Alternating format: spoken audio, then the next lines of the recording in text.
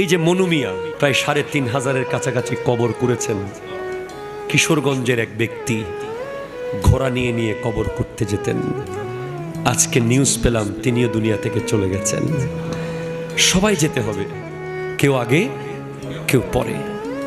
ওই হযরতে খিজির আলাইহিস সালাম আর মূসা আলাইহিস সালামের ঘটনায় একটা দেয়াল পড়ে গিয়েছিল একটা এলাকায়।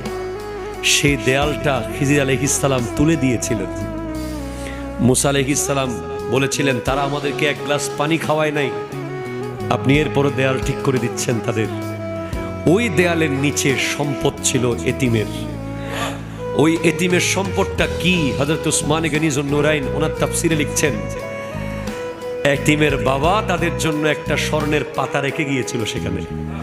ওই পাতার মধ্যে ৬০টা বাক্য লেখা ছিল।